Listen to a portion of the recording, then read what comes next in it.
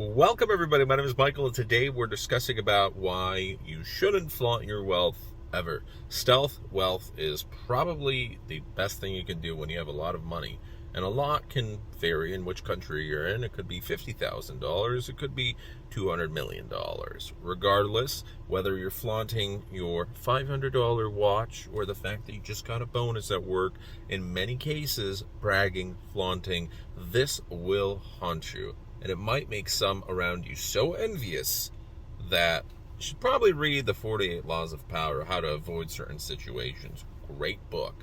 Now, this is a typical situation where if you've made someone so envious that they have decided to plot against you and kidnap you and potentially do some heinous things to you for your money, for your wealth, for power, for whatever belongings you have.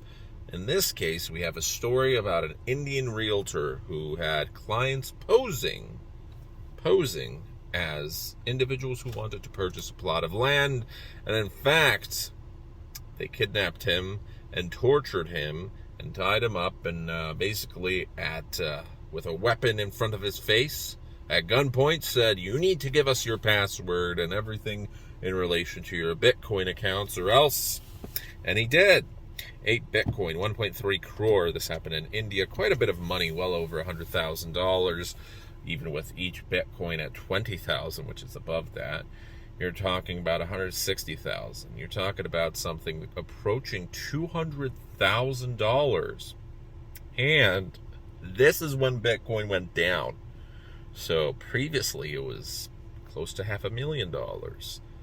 This has happened time and time again. The criminals released the individual, the realtor.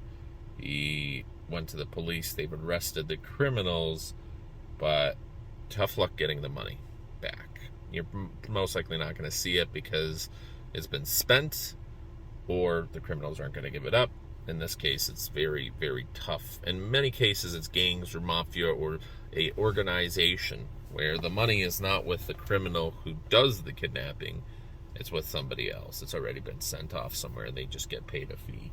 So there's only one way these gang members, these organizations, these criminals would know that someone has this wealth.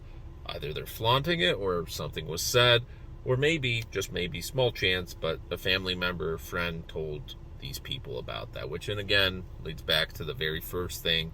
It's better not to reveal to anybody. Maybe your partner, if you have a healthy relationship, but that's about it. Hopefully you trust that partner. So we're talking about not just this story, but there was another similar story in Costa Rica where this man, an American man who had a gambling sports center, whatever business, he was kidnapped and never found.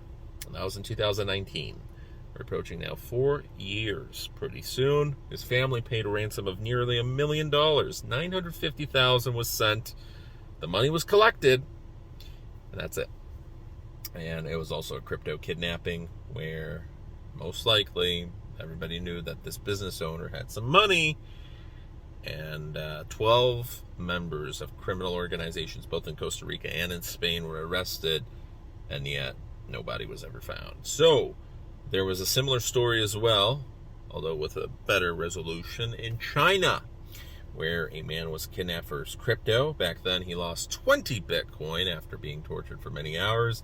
He had some body parts removed, really just fingers, so it wasn't that bad. But due to the pain, he couldn't handle it anymore and gave up all of his Bitcoin, which again, 20 Bitcoin. At the time, Bitcoin was a lot more. You can imagine, well over $1 million, not bad, to the Chinese mafia. Chinese triads, is that what it is? I don't know. Anyways, there is a lot of these cases. If you look it up, there's hundreds and hundreds. There is a famous Ukrainian one. In many cases, the people come out, but not unharmed. As in, even if nothing happened to them, I'm sure mentally, there's some scars. Their wallets were hurt, and in many cases, they robbed them completely blind. There's nothing left. That would be terrible. It's better to at least have your money and lose it than have to give it forcefully to somebody else who's going to make use of it. So number one thing is, if you live in kind of a sketchy area, or even if you don't, always be wary. People can come out of nowhere. There's some people who are willing to do anything to get access to your money, and it's best to invest in protection if you have money. And if you don't have that much money, then don't flaunt your wealth. Don't wear any designer things. Don't spend your stuff on that. And I'm sure at one point or another, anybody who's had an increase in their salary has wanted to increase their lifestyle, and it's a great feeling. However, there's always going to be that bad apple who's going to try and ruin the parade, and in some cases, it can end everything. So, and especially in crypto, it hurts tenfold, because you understand that even if you get robbed and you were planning to hodl, even if you lost $100,000, you know that the real value could be potentially over $1 million, which is insane to think about.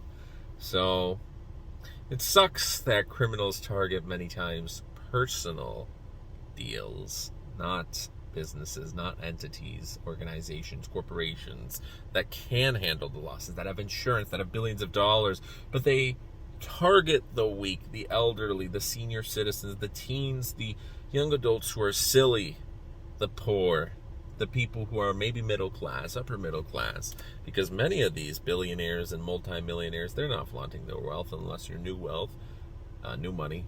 But in that case, there's a decent chance you might lose it very quickly. So, just wanted to talk about this, because there's been so many of these cases. You can look it up, hundreds of them, in probably every single country you can think of. In America, in UK, in Poland, in Ukraine, in Japan, in Africa, in all continents, it's happened. Why?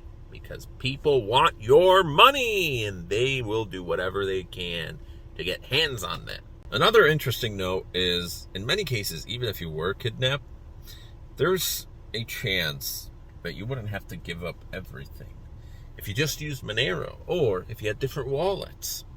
Because in many cases, people have all their money, not diversified. You have all your eggs in the same basket. You just have one wallet with all of your life savings in crypto. And if you get robbed, that's it. Everything is gone. If you had it diversified, oh no, sorry guys. I mean, it still sucks. Oh wow, I lost half a Bitcoin. Oh no, you ruined my life. And you have 50 other Bitcoin wallets somewhere else. So it wouldn't be the worst thing in the world. But many people don't protect themselves, and I in the past have not protected myself as well. And there's so many ways to foolishly lose your crypto.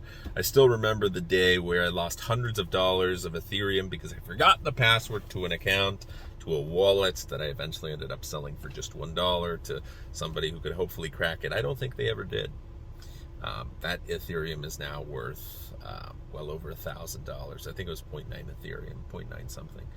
So we all make foolish mistakes. Now, that was many years ago, so still a couple hundred.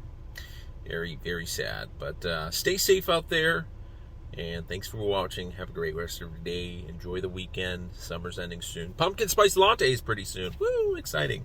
Have a good one. Bye.